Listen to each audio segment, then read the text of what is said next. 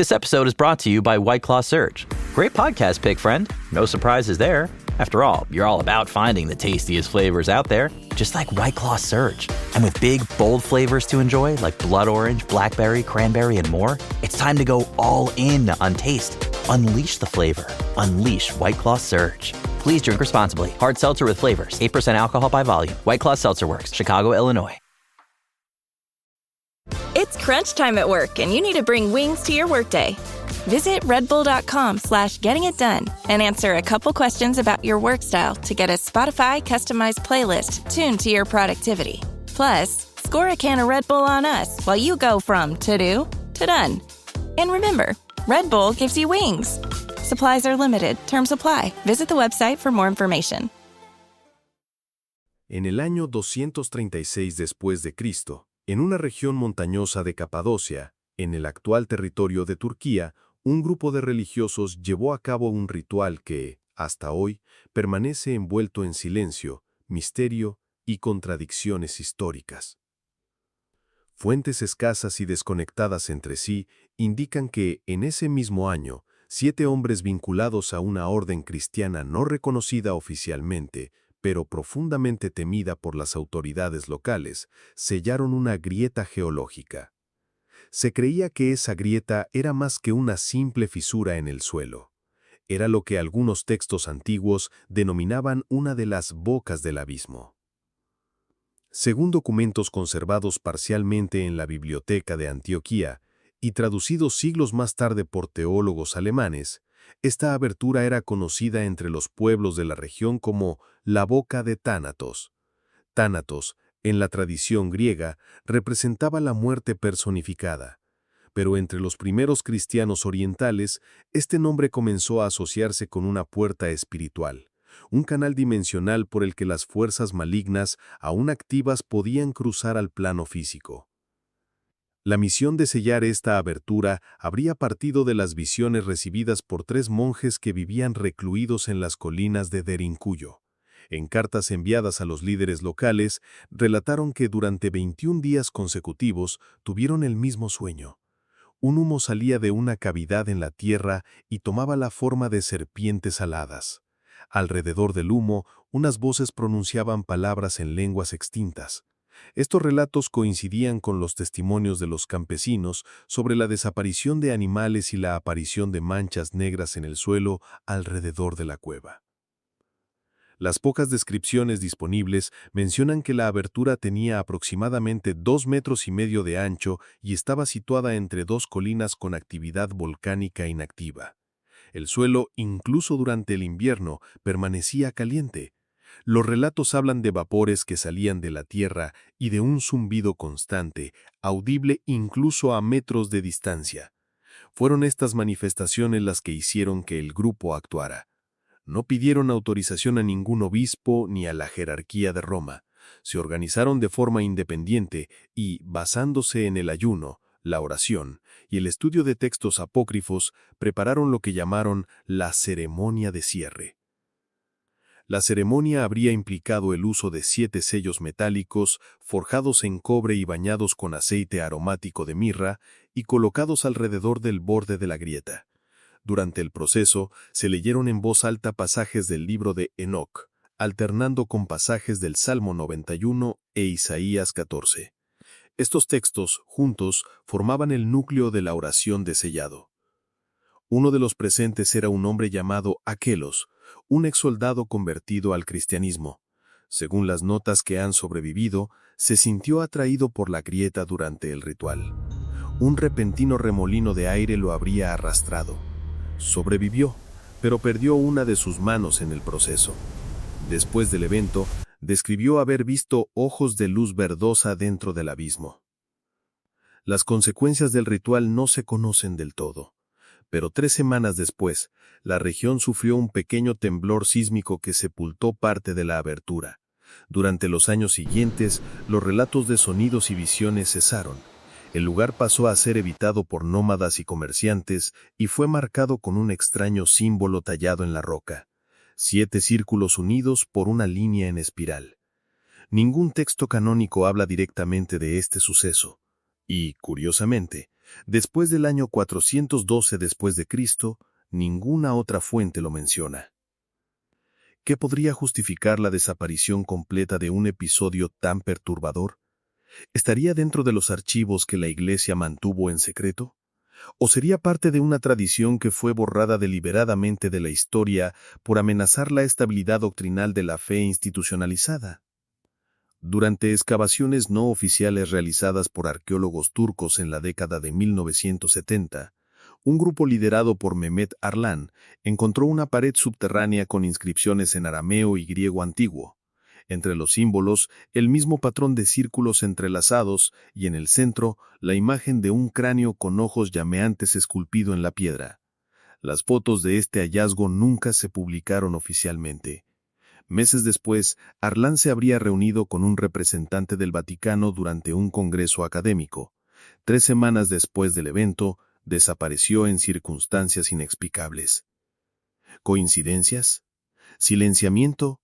¿O un intento de impedir que se hable de un tema que nunca debió haberse mencionado?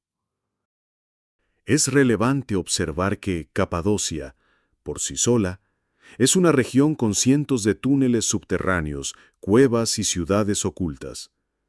Algunas de ellas cuentan con sistemas de ventilación, almacenamiento de agua y señales de ocupación humana que datan de milenios. No se puede descartar la posibilidad de que uno de estos lugares esconda algo más que ruinas antiguas. De hecho, hay investigadores que creen que ciertas áreas subterráneas de Capadocia nunca han sido exploradas por miedo o por presión institucional. La historia de Agelos, los sellos metálicos, los ojos en la oscuridad y los textos apócrifos forman un patrón de elementos que reaparecen en diferentes tradiciones. En muchos de estos relatos siempre hay 3 componentes constantes: una abertura en la tierra, un sonido que proviene del interior y un intento de sellar algo que nunca debería haberse abierto. Si eventos como este realmente ocurrieron, ¿qué más pudo haber sido sellado? ¿Y cuántas de estas puertas hay repartidas por el mundo? ¿Funcionó realmente el ritual del 236 después de Cristo o solo pospuso algo inevitable? Apenas hemos comenzado a recorrer este camino. El siguiente paso nos lleva a un lugar específico mencionado por el propio Cristo, un lugar donde, ante sus discípulos, pronunció palabras que desafiaron las estructuras del inframundo e indicaron la existencia de una batalla oculta. En el año 33 de nuestra era, durante un viaje con sus discípulos por el norte de Palestina, Jesucristo pronunció una de las frases más enigmáticas de todo el Nuevo Testamento. No estaba en Jerusalén, ni en Galilea. No estaba entre la gente común, ni en algún lugar con relevancia judía directa.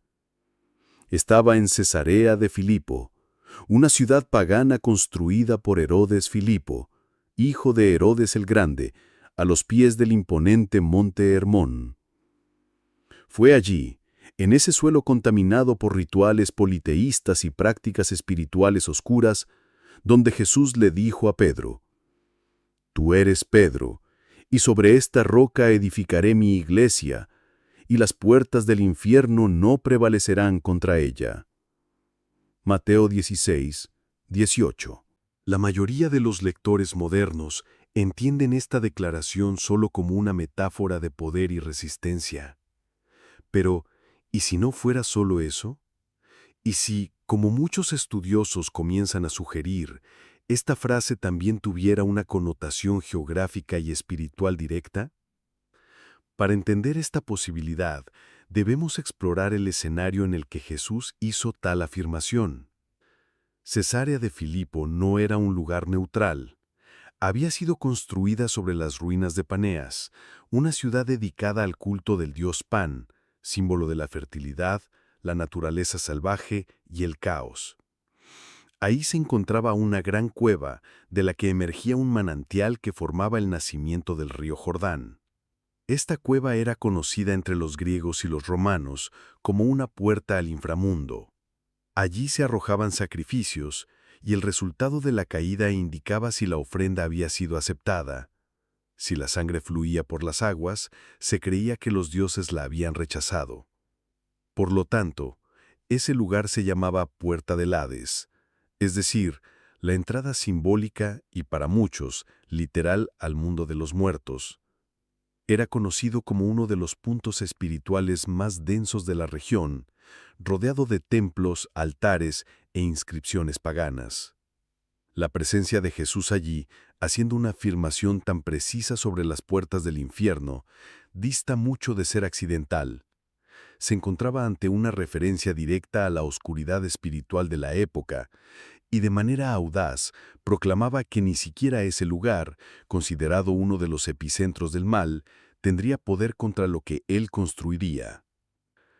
Hay un So good, so good, so good. Spring styles are at Nordstrom Rack stores now, and they're up to 60% off. Stock up and save on Rag & Bone, Madewell, Vince, All Saints, and more of your favorites. How did I not know Rack has Adidas? Why do we rack? For the hottest deals. Just so many good brands. Join the Nordy Club to unlock exclusive discounts, shop new arrivals first, and more. Plus, buy online and pick up at your favorite Rack store for free. Great brands, great prices. That's why you rack.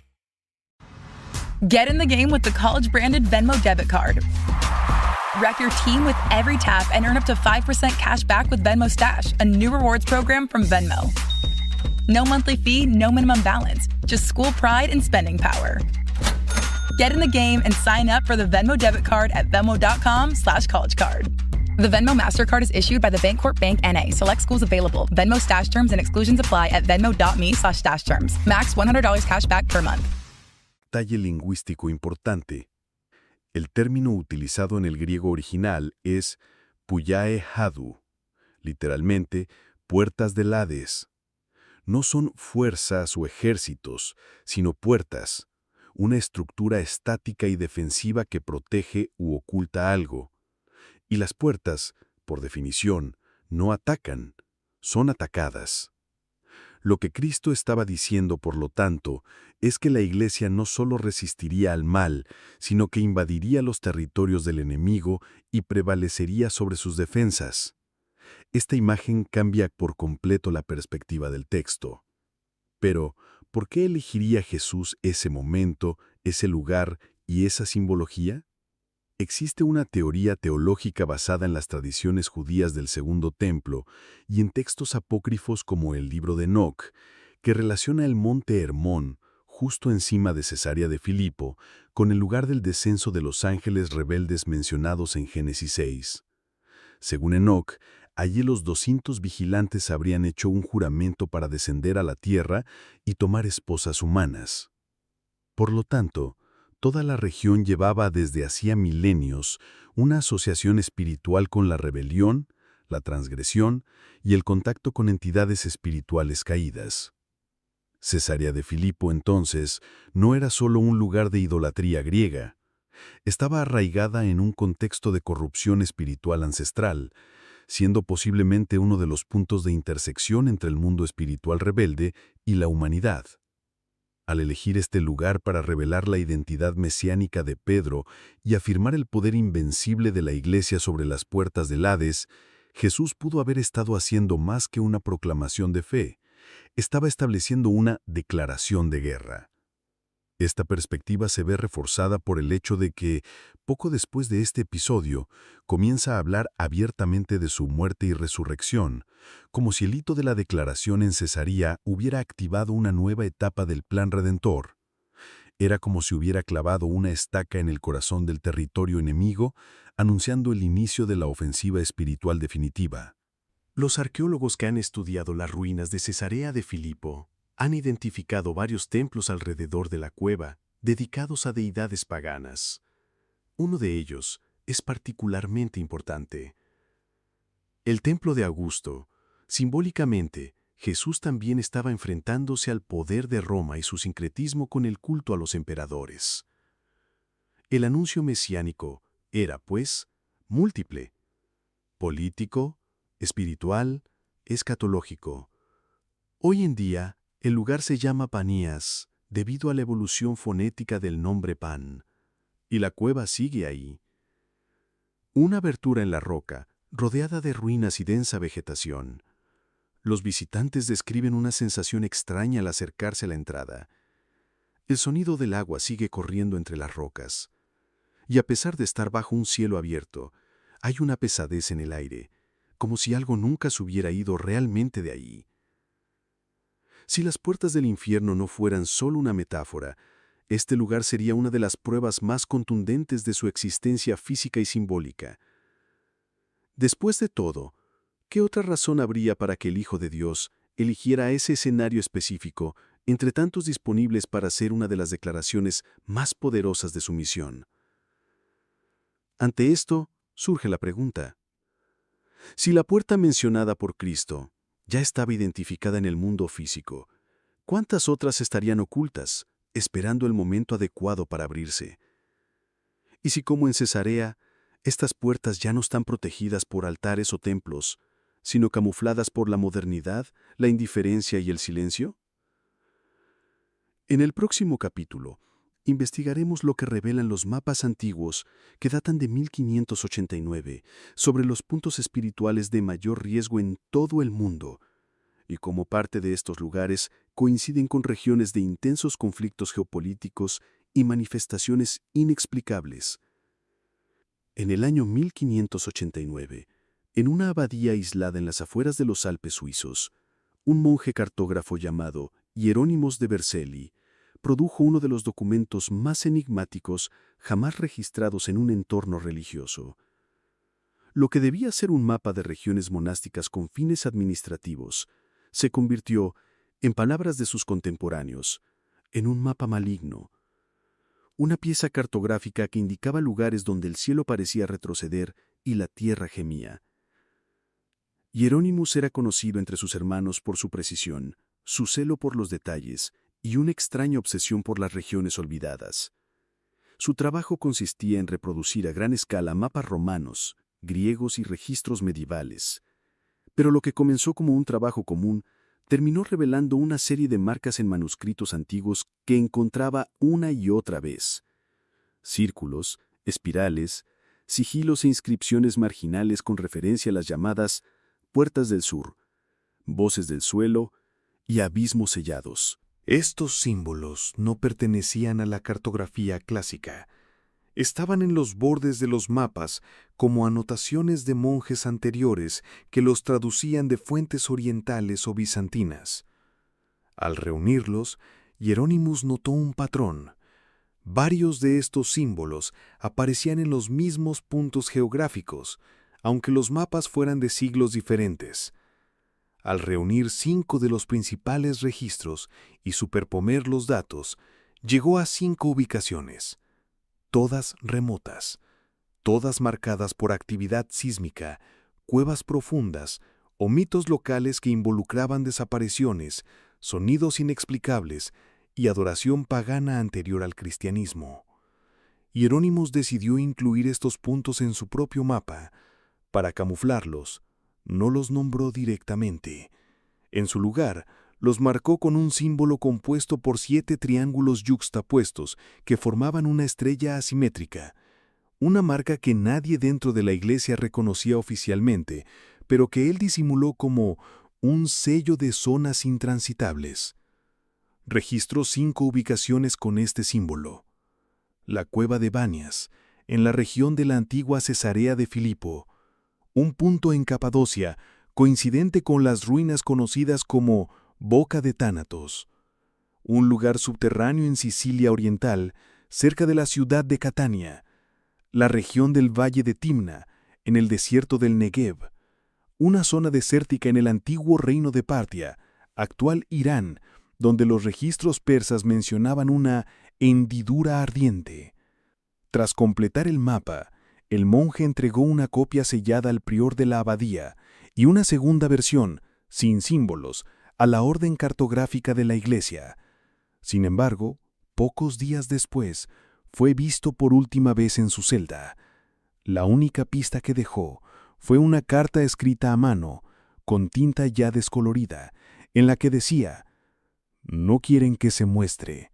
Lo que se ha cerrado debe permanecer oculto, pero el mapa no me pertenece. Es una advertencia, no una acusación. La carta fue considerada una locura y su existencia fue negada oficialmente. Sin embargo, unos documentos encontrados en 1921 por un grupo de investigadores alemanes mencionan la carta en un inventario interno de la Biblioteca de Lucerna, describiéndola como relato delirante de un clérigo desaparecido. El mapa original con los símbolos fue recuperado en secreto por teólogos disidentes a finales del siglo XIX. Reprodujeron una copia en pergamino de lino, que hoy en día se mantiene en secreto por una fundación privada llamada Archivum Aeternum, cuyos miembros se dedican a estudiar las intersecciones entre la cartografía sagrada, la arqueología bíblica y los textos apócrifos. Los estudiosos que tuvieron acceso al facsímil de este mapa relataron sensaciones extrañas al tocarlo.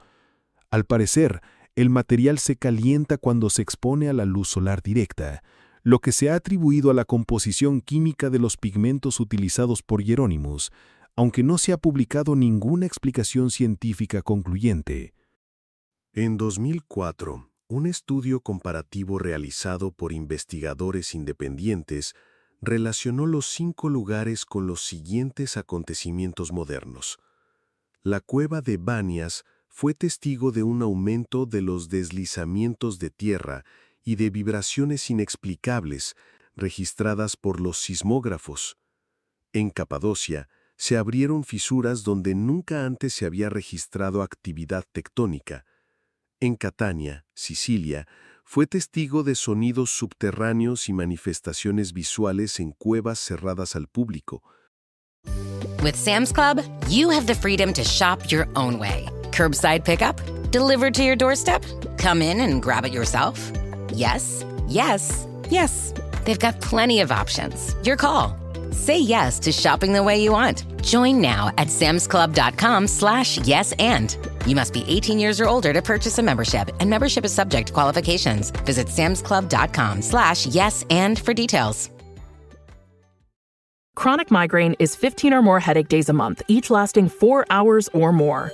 Botox, onabotulinum toxin A, prevents headaches in adults with chronic migraine before they start. It's not for those with 14 or fewer headache days a month. It prevents on average 8 to 9 headache days a month versus 6 to 7 for placebo.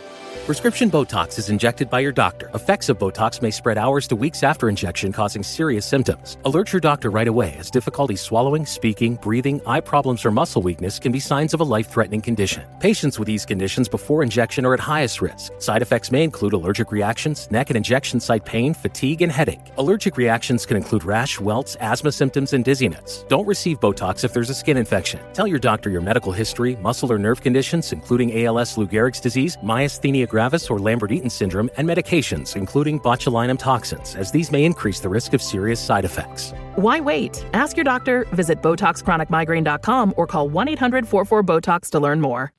El Valle de Timna reveló inscripciones no hebreas en piedras que se estiman datan del 3000 a.C., y en Irán, los informes de los habitantes rurales mencionaron voces metálicas que provenían de la tierra durante un terremoto moderado.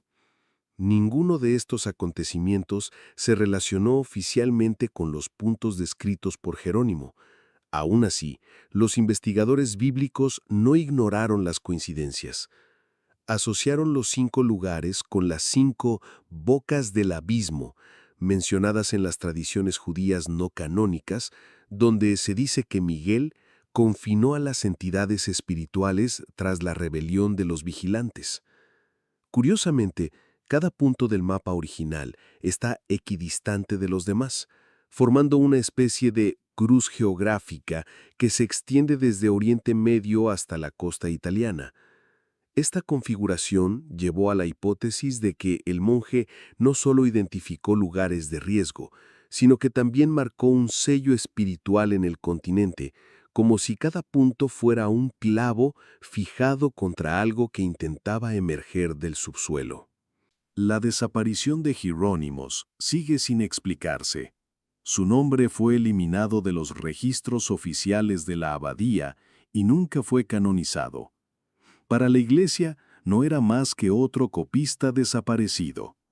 pero entre los estudiosos independientes, su legado se considera el primer esfuerzo concreto desde los tiempos apostólicos por cartografiar las regiones espiritualmente inestables del planeta basándose en fuentes antiguas. ¿Y si estos lugares realmente forman una red de portales? ¿Y si el intento de camuflarlos fuera, en realidad, una forma de ganar tiempo hasta que alguien los volviera a abrir? El siguiente capítulo nos lleva a las profundidades de la Tierra, donde unas grabaciones reales, realizadas en 1989, captaron sonidos inexplicables procedentes de miles de metros bajo la superficie. ¿Estábamos escuchando ecos del infierno? En el año 701 a.C., en medio de las tensiones que rodeaban a los imperios de Mesopotamia y las tribus de Israel, un hombre alzó la voz para denunciar lo que pocos se atrevían siquiera a mencionar. Se llamaba Isaías. Profeta, visionario, escritor de imágenes poéticas que desafiaban a reyes y sacerdotes. Y entre todos los pasajes de su obra, uno en particular sigue resonando como un misterio, la descripción de un pozo al que descendían los poderosos en absoluto silencio, acompañados por los espectros de reyes caídos que los recibían con burlas. En aquella época, Asiria era la potencia dominante en Oriente Medio. Los ejércitos de Sennacherib devastaban ciudades, imponían el miedo y aplastaban a las naciones más pequeñas. Jerusalén estaba sitiada, rodeada por la sombra del imperio. En este contexto de amenaza y violencia, Isaías escribió palabras que trascienden el contexto político. No solo habló de batallas, sino también de abismos. No solo de reyes, sino también de entidades espirituales que esperaban bajo tierra. En el capítulo 14 de su libro, encontramos un pasaje extraño. El profeta describe el destino del rey de Babilonia, pero de una manera que va más allá de la mera condena política. Habla de un descenso al abismo, un lugar donde los muertos y los espíritus se agitan, como si despertaran con la llegada de un nuevo prisionero. Isaías escribe: «El Seol se agita por ti para recibirte cuando llegues. Despierta a los muertos para recibirte, a todos los príncipes de la tierra. Levanta de sus tronos a todos los reyes de las naciones». Nótese que no se trata solo de una figura retórica. El texto describe una atmósfera, una escena, casi como una visión profética. El Seol, término hebreo para el mundo de los muertos, no aparece aquí como una abstracción. Emerge como un lugar con movimiento, con conciencia, con voces que hablan. Es una especie de sala lúgubre, donde los reyes que una vez fueron poderosos son ahora sombras, y donde se burlan del recién llegado diciendo: ¿también tú has sido derribado como nosotros? Este detalle es fundamental. Isaías no pinta la muerte como silencio, sino como un encuentro, no como vacío, sino como una recepción. La tumba es un espacio colectivo, una prisión espiritual donde los reyes y los hombres poderosos se reúnen y se burlan unos de otros. Y lo más inquietante es que esta imagen se conecta con otras tradiciones. El libro de Enoc describe cámaras subterráneas donde los ángeles rebeldes están encadenados. El Apocalipsis habla de un abismo que se abrirá para liberar a entidades oscuras. Isaías, siglos antes, ya hablaba de una realidad similar. La pregunta es, ¿estaba describiendo un simple poema de condena o revelando una geografía espiritual real? Muchos estudiosos modernos tratan el texto como una metáfora política, una forma de decir que Babilonia caería. Pero si solo fuera una metáfora, ¿por qué tantos detalles? ¿Por qué describir a reyes muertos burlándose de otro rey como si hubiera continuidad de la conciencia en la tumba? ¿Y por qué usar imágenes tan similares a las que se encuentran en otros textos sagrados de diferentes épocas y autores? ¿Te das cuenta de lo que esto significa? Isaías pudo haber registrado, con milenios de antelación, la existencia de puertas y cámaras espirituales subterráneas, lugares que no solo están en la imaginación, sino en puntos concretos de la tierra.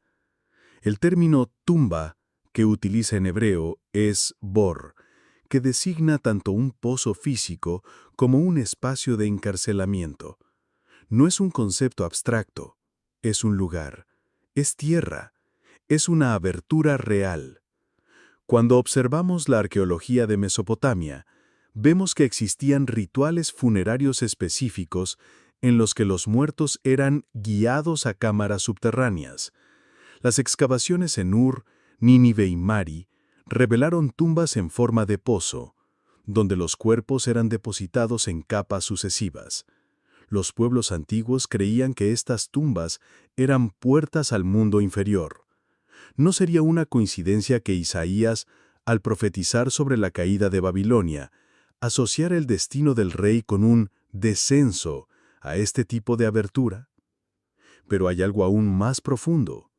Isaías conecta la caída del rey con la figura de Lucifer, la estrella de la mañana que fue arrojada al abismo. ¿Cómo has caído del cielo, oh lucero de la mañana, hijo de la mañana? La tradición cristiana identificó este pasaje como una referencia directa a la caída de Satanás. Así, la misma fosa a la que descienden los reyes en burla es también el destino del mayor rebelde. Esto transforma la visión del profeta en algo cósmico. No se trata solo de política, sino del destino espiritual de las fuerzas que desafiaron al Altísimo. Y aquí está la conexión con los capítulos anteriores de esta narración. ¿Recuerdas al monje Hieronymus y su mapa de 1589? Marcó 5 puntos que coincidían con cuevas, fisuras y regiones asociadas con el abismo. ¿Recuerdas también el pozo de Siberia en 1989, donde se registraron voces? Pues bien, Isaías ya hablaba de una fosa donde los muertos se agitan. Es como si los registros históricos, los descubrimientos arqueológicos y las visiones proféticas convergieran en la misma realidad. Hay entradas, hay puertas, hay cámaras ocultas. Y usted se preguntará, ¿pero dónde estaría esa fosa descrita por Isaías? Algunos estudiosos creen que se refería a tumbas reales en la antigua Mesopotamia. Otros sostienen que su lenguaje apunta a lugares de culto pagano, donde se ofrecían sacrificios a dioses subterráneos. Pero hay una tercera hipótesis, más inquietante, que Isaías estuviera describiendo un punto específico en la geografía espiritual de la tierra, una abertura conectada al abismo mencionado en Apocalipsis 9. Sea como fuere, la escena que describe es clara. Existe un espacio subterráneo. Ever feel like your brain just won't click? Onnit Alpha Brain is a daily supplement engineered to support memory, focus, and mental speed. Made with science-backed ingredients, Onnit Alpha Brain helps you lock in, tune out distractions, and stay sharp. See what your brain can really do. Visit onnit.com and shop Alpha Brain to unlock your next level. That's ONNIT.com. Lleno de voces, donde reyes otrora poderosos se convierten en prisioneros. No están en tronos de gloria, sino en sombras de burla. Y el detalle más desconcertante es que Isaías sitúa todo esto en un tiempo real, vinculado a un rey histórico, pero ampliado a la eternidad. Esto no suena solo a metáfora, suena a revelación. Ahora, imagina la sensación de un lector antiguo al escuchar esto por primera vez.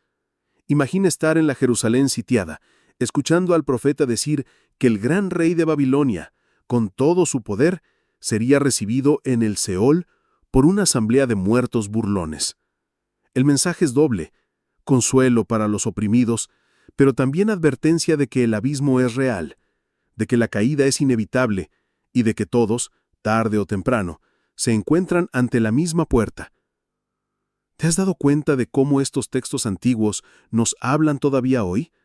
Nos obligan a pensar no solo en política e imperios, sino en realidades invisibles. Si Isaías solo estuviera escribiendo poesía, tal vez sus palabras ya se habrían borrado.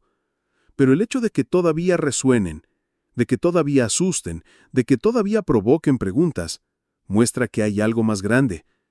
¿Qué significa esa tumba para nosotros? Quizás sea un recordatorio de que el poder humano es limitado. Quizás sea una advertencia de que hay dimensiones espirituales más reales de lo que imaginamos. O quizás sea un registro literal de una puerta subterránea, sellada hace milenios, pero aún presente, esperando el momento de ser abierta. Isaías, sin saberlo, puede haber arrojado luz sobre los mismos lugares que los monjes intentaron cartografiar, que los mineros escucharon, y que Cristo siglos después señalaría en Cesarea de Filipo. Las puertas del infierno no son una metáfora, son una realidad. Y si el profeta describió la entrada de un rey en la cueva, ¿quién puede garantizar que tales entradas no permanecen hasta hoy en puntos ocultos del planeta? En el próximo capítulo profundizaremos aún más, porque Isaías mencionó el monte Hermón, el mismo lugar donde, según el libro de Enoc, 200 ángeles descendieron para hacer un pacto eterno de rebelión. Y si la cueva de Isaías está conectada con el mismo monte del juramento, entonces el rompecabezas comienza a completarse. En el año 701 a.C., cuando el imperio asirio avanzaba como una sombra sobre Judá, Jerusalén vivía días de tensión.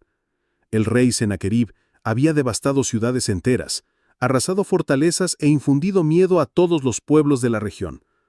Era la época en que los reyes se consideraban dioses, y los ejércitos marchaban bajo estandartes que exaltaban el poder absoluto. Pero en medio de este escenario de guerras y alianzas políticas, un profeta se atrevía a hablar de realidades que iban más allá de la política. Su nombre era Isaías, y sus palabras no solo desafiaban a los poderosos, sino que describían algo aún más profundo: la existencia de una fosa, un abismo, un lugar donde los reyes caían y eran recibidos por voces burlonas del inframundo. Las palabras de Isaías, registradas en el capítulo 14, son de una audacia impresionante. Profetiza la caída del rey de Babilonia, pero su descripción va más allá de la mera condena política. Escribe: «El Seol se agita por ti, para salir a tu encuentro en tu llegada. Despierta a los muertos para que se reúnan contigo todos los príncipes de la tierra. Hace levantarse de sus tronos a todos los reyes de las naciones». No es solo una metáfora, es casi una escena de teatro espiritual donde los reyes caídos esperan en la oscuridad para burlarse de quien ahora se une a ellos. El término Seol, utilizado en hebreo, era entendido por los antiguos como el mundo de los muertos, pero en Isaías el Seol adquiere los contornos de un lugar consciente, un espacio con movimiento, con voces y personajes. No es un vacío, sino un salón subterráneo lleno de presencias sombrías. Y el detalle más inquietante es que el profeta describe este lugar con la naturalidad de quien no está inventando algo nuevo, sino mencionando una realidad ya conocida. Los antiguos no se sorprendían con la idea de cámaras subterráneas, de tumbas en forma de pozo que servían como portales a otra dimensión. Isaías solo da voz a esta visión conectándola con el destino de los reyes orgullosos que se atrevieron a levantarse contra Dios. Esta descripción de una tumba se repite en otras tradiciones. El libro de Enoc, escrito siglos después, habla de ángeles rebeldes aprisionados en las tinieblas eternas. El Apocalipsis, en el Nuevo Testamento, describe el abismo abriéndose y liberando a criaturas sombrías. Isaías, ya en el siglo VIII a.C., hablaba de un Seol que se agita, de reyes burlones, de una recepción grotesca para quienes creían ser invencibles. La poesía del profeta es al mismo tiempo una revelación teológica. Y debemos preguntarnos, ¿sería solo una metáfora o la descripción de un espacio espiritual real, conectado a puntos de la Tierra. Cuando estudiamos la arqueología de Mesopotamia, nos damos cuenta de que había rituales y creencias muy cercanos a esta idea.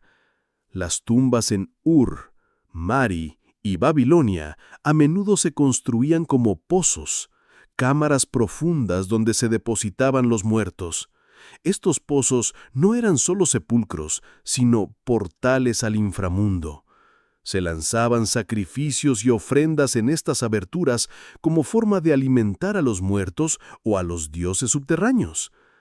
Isaías, conociendo el contexto de su época, puede estar haciendo referencia no solo a una metáfora espiritual, sino a prácticas reales en las que la tumba se veía como una puerta. Pero el texto de Isaías va más allá. No solo habla de reyes que descienden al Seol, asocia la caída del rey de Babilonia con un personaje aún más antiguo. ¿Cómo has caído del cielo, oh lucero de la mañana, hijo de la mañana? Isaías 14:12. Esta figura, llamada en latín Lucifer, se convirtió en símbolo de la rebelión angelical. Es decir, la fosa de Isaías no es solo el destino de los hombres, sino también de las entidades espirituales que se rebelaron contra Dios. El Seol entonces no es un vacío, es una prisión, es una cámara de confinamiento. Es el mismo abismo descrito en Apocalipsis 9 y en las tradiciones judías posteriores. Y aquí entra una conexión impresionante. ¿Recuerdas el pozo de Siberia en 1989? Donde se grabaron voces en medio de un calor insoportable. ¿Recuerdas el mapa de 1589 que marcaba 5 puntos sospechosos de ser entradas? ¿Recuerdas Cesarea de Filipo, donde Jesús dijo que las puertas del infierno no prevalecerían? Todos estos episodios en épocas diferentes parecieran dialogar con la misma realidad que Isaías describió. Puertas, fosas, abismos, lugares subterráneos de encarcelamiento. Hace 2700 años, el profeta ya señalaba la geografía espiritual que hoy comienzan a sondear arqueólogos, teólogos e incluso mineros. Y tú, lector, ¿te has parado a pensar en lo que esto significa? Si Isaías describe a reyes burlándose unos de otros en el Seol, esto implica conciencia después de la muerte. Implica que el abismo no está vacío sino habitado. Implica que el poder humano, por grande que sea, termina en el mismo destino sombrío. ¿No es aterrador darse cuenta de que los reyes más poderosos de la historia no escaparon de este descenso? Y si Isaías tenía razón, ¿qué impide que esas tumbas sigan existiendo hoy en día, camufladas por la modernidad, escondidas bajo ciudades, desiertos o montañas? Hay aún otro punto. Isaías conecta la tumba con el monte Hermón en algunas tradiciones interpretativas. Este monte, como hemos visto, se cita en el libro de Enoc como el lugar donde los 200 ángeles rebeldes hicieron su juramento. Por lo tanto, si Isaías habla del descenso a la cueva y lo asocia con el destino de Lucifer, no sería extraño pensar que la misma región marcada por la rebelión espiritual también esconda aberturas al abismo. La topografía espiritual de la tierra parece... Not sure how to tackle your taxes? Are you sweating the small print?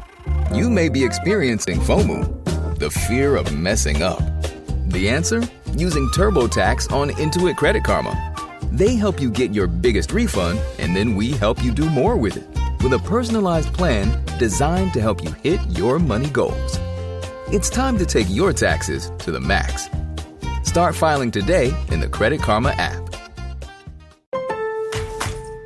Going outside is so in during SpringFest at Lowe's. For a limited time, get extra big deals on select Holland pavers, 3 for $1. Plus, save $70 on a Charbroil Performance 4-burner grill, now $179. And Chef Up shareables for your whole crew. Picture perfect patios and good food?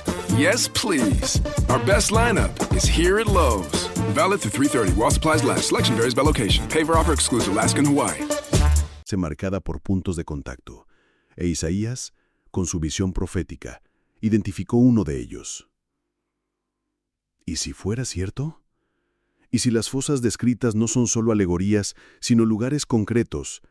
Quizás lo que llamamos leyendas, mitos o supersticiones sean en realidad recuerdos distorsionados de una realidad espiritual que los antiguos conocían bien. ¿Y si las puertas siguen ahí, esperando solo la llave del tiempo profético para abrirse? En el próximo capítulo retrocederemos aún más en el tiempo, hasta el año 3103 a.C., cuando el libro de Enoc registra que 200 ángeles descendieron al monte Hermón y sellaron un pacto eterno de rebelión. Si Isaías habló de la fosa, Enoc revela el lugar donde comenzó esa rebelión. Y si las dos narrativas se conectan, podremos ver que las puertas del abismo no solo se describen en la Biblia, sino que están trazadas en la propia historia de la humanidad. Mucho antes de la gloria de Babilonia, incluso antes de que las ciudades de Mesopotamia levantaran sus murallas, antes de que Jerusalén fuera soñada por ningún rey, la historia humana ya había sido marcada por un pacto oscuro. Un pacto que, según antiguas tradiciones, no se firmó entre hombres, sino entre seres celestiales. El libro de Enoc, conservado en fragmentos en los manuscritos de Qumrán, describe un episodio perturbador que habría ocurrido unos 3100 años antes de Cristo, en la cima de una montaña llamada Hermón. Esta montaña, situada en la actual frontera entre Israel, Siria y el Líbano, es uno de los puntos más altos de la región y está cubierta de nieve casi todo el año. Desde la antigüedad se consideraba un hito espiritual. Ahí se creía que los cielos tocaban la tierra y, según Enoc, fue en ese lugar donde 200 ángeles descendieron para firmar un juramento. Estos ángeles se denominan vigilantes. A diferencia de las imágenes comunes de mensajeros bondadosos, en Enoc aparecen como guardianes corruptos, que se dejaron seducir por el deseo de tomar esposas humanas. Su líder era Semhasa, y entre ellos también se encontraba Azazel, nombre asociado posteriormente a rituales de expiación en Israel. Hicieron un pacto sellado en la montaña de que todos compartirían la misma culpa. El texto de Enoc dice: «Y todos juraron y se comprometieron con maldición unos a otros para no desistir de su plan hasta cumplirlo». Dese cuenta de la gravedad de esto. Sabían que estaban transgrediendo, pero decidieron sellarlo con un juramento eterno, conscientes de que no había vuelta atrás. Es como si el monte Hermón se hubiera convertido en testigo de una maldición que resonaría a lo largo de los siglos. Este juramento desencadenó consecuencias dramáticas. Los vigilantes tomaron mujeres humanas y engendraron descendencia, los gigantes, llamados Nefilim. Estos seres, según los antiguos, devastaron la tierra con violencia, enseñando secretos prohibidos y corrompiendo a la humanidad. El libro de Enoc detalla que Azazel enseñó el arte de las armas, Semhasa enseñó encantamientos y otros trajeron conocimientos ocultos que aceleraron la degradación humana. El resultado fue una civilización sumida en sangre, idolatría y violencia, tan corrupta que llevó a Dios a decretar el diluvio. Ahora, piensen conmigo, ¿por qué el texto hace hincapié en mencionar el monte Hermón como escenario de este juramento? ¿No podría ser cualquier otro lugar? Hay una razón. El monte se convirtió en símbolo de rebelión espiritual. Tanto es así que su propio nombre, Hermón, deriva de una raíz que significa anatema o maldición. Hasta el día de hoy, hay registros arqueológicos de inscripciones antiguas en la región, en fenicio y griego, que asocian el lugar con cultos extraños. ¿Te das cuenta de cómo esto se conecta con todo lo que hemos visto hasta ahora? En Cesarea de Filipo, A los pies del Hermón, Jesús proclamó que las puertas del infierno no prevalecerían. Isaías habló de la tumba a la que descienden los reyes. El monje Hieronymus marcó puntos espirituales en mapas medievales, y los mineros oyeron voces en Siberia. Todo esto puede estar relacionado con un mismo centro de energía espiritual, el Monte Hermón, escenario del juramento. Y aquí entra otro detalle inquietante: la geopolítica moderna. El Monte Hermón es hoy una de las regiones más militarizadas del mundo, con bases de Israel, Siria y fuerzas de la ONU. Estratégicamente es un punto de observación, pero espiritualmente puede ser un punto de contención.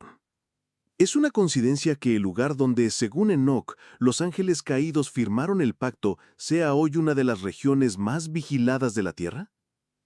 Si volvemos al Apocalipsis, vemos que Juan describe un abismo que abre un ángel que recibe la llave.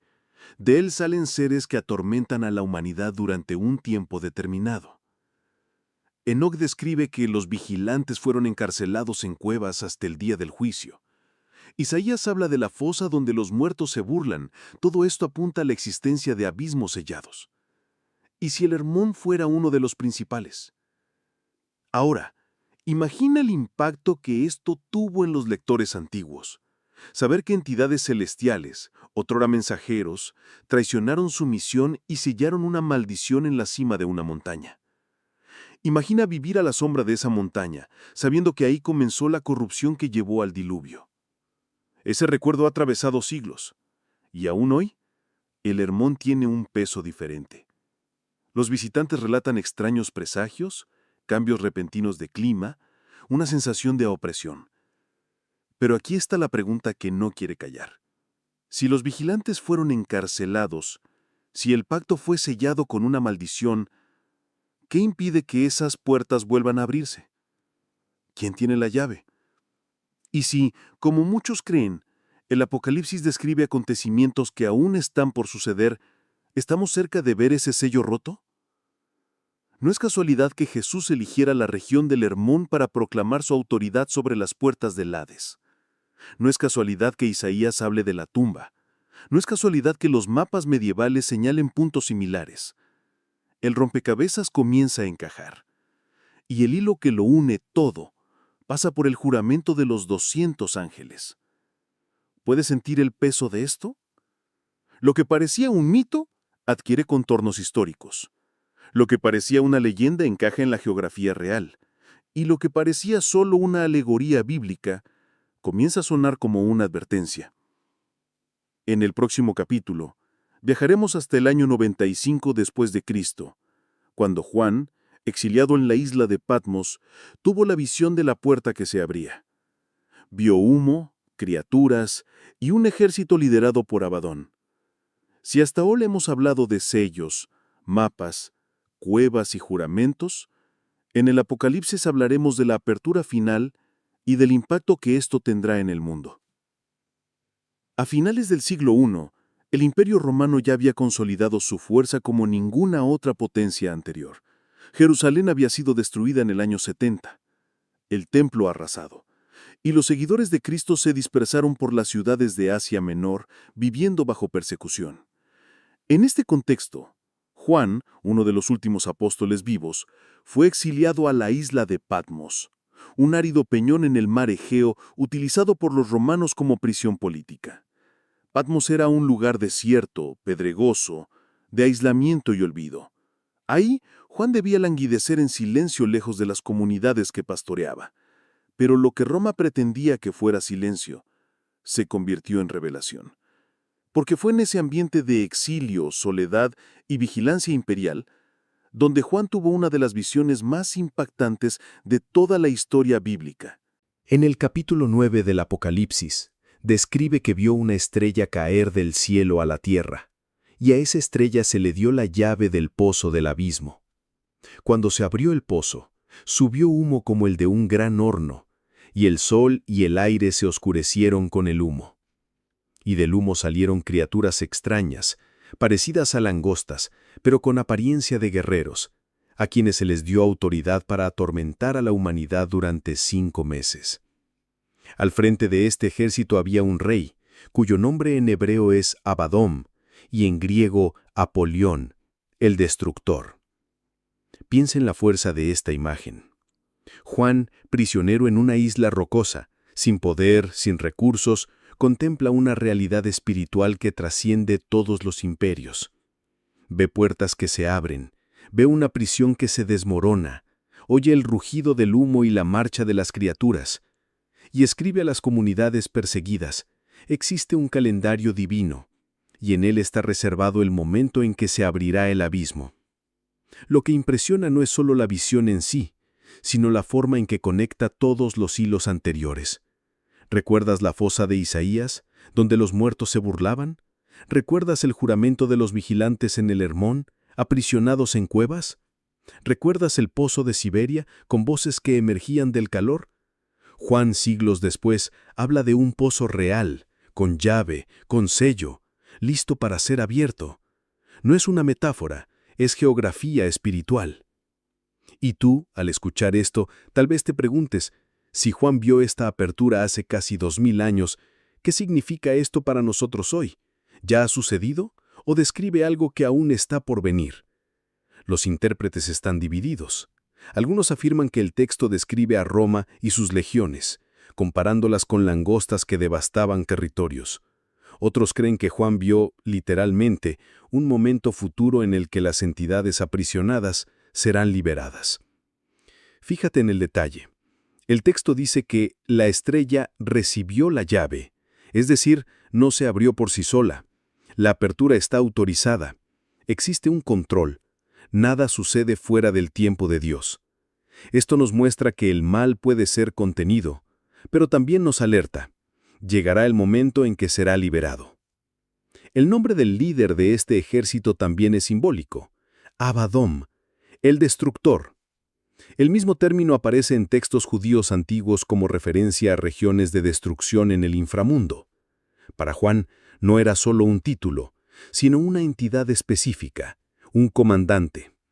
Esto significa que el abismo no está vacío, está organizado, estructurado, tiene jerarquía.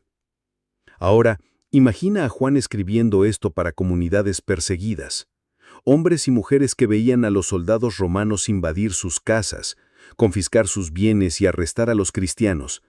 Para ellos, la visión era a la vez aterradora y consoladora. Aterradora porque revela que hay horrores espirituales esperando ser liberados. Consoladora porque muestra que Dios todavía controla el momento de la apertura. El sello solo se rompe cuando el cielo lo permite. Pero no podemos ignorar que la descripción de Juan se conecta con fenómenos modernos. ¿Recuerdas el relato de 1989, cuando unos mineros oyeron voces en el subsuelo de Siberia? Muchos de los que escucharon las grabaciones dijeron que el sonido parecía provenir de un horno lleno de gritos. Juan describió exactamente eso. Humo de horno, voces, tormento. ¿Coincidencia? ¿O señales de que ya hemos espiado, por accidente, lo que él vio en su visión? ¿Y qué decir del mapa de Jerónimos de 1589, que marcaba 5 puntos con símbolos extraños? Juan habla de 5 meses de tormento. Las coincidencias numéricas y simbólicas no pueden ignorarse. Es como si, a lo largo de la historia, diferentes generaciones hubieran recibido piezas del mismo rompecabezas. Ahora, detente un momento y piensa. ¿Y si esas puertas estuvieran a punto de abrirse ante nuestros ojos? ¿Y si todo lo que Isaías, Enoc, Juan e incluso los monjes y mineros registraron fuera parte de una misma narrativa profética? Esto cambia nuestra forma de ver el mundo. Cambia la forma en que vemos las guerras, las catástrofes, los fenómenos inexplicables. Quizá no sean solo accidentes históricos, sino señales de que las puertas se están preparando para abrirse. Patmos, la árida isla donde Juan fue aislado, se convirtió paradójicamente en uno de los puntos más fértiles de la revelación. Y hasta hoy los peregrinos visitan sus cuevas y relatan una sensación de peso espiritual. El eco del Apocalipsis aún está ahí. Las palabras de Juan atraviesan los siglos y continúan recordándonos: existe un abismo, existe una llave, existe un tiempo determinado. Y la pregunta final no es si existen las puertas del infierno. La pregunta es, ¿estamos preparados para el día en que se abran? Health starts with what's on your plate because a healthy meal is more than food. It's a foundation. Nutritious meals help kids thrive in school, parents at work, and seniors in their communities. Help us put food at the center of better health for everyone. Give now at feedingamerica.org/health. Ryan Reynolds here from Mint Mobile. I don't know if you knew this, but anyone can get the same premium wireless for $15 a month plan that I've been enjoying. It's not just for celebrities. So do like I did and have one of your assistants switch you to Mint Mobile today. I'm told it's super easy to do at mintmobile.com/switch. Upfront payment of $45 for 3-month plan, equivalent to $15 per month required. Intro rate first 3 months only, then full price plan options available. Taxes and fees extra. See full terms at mintmobile.com.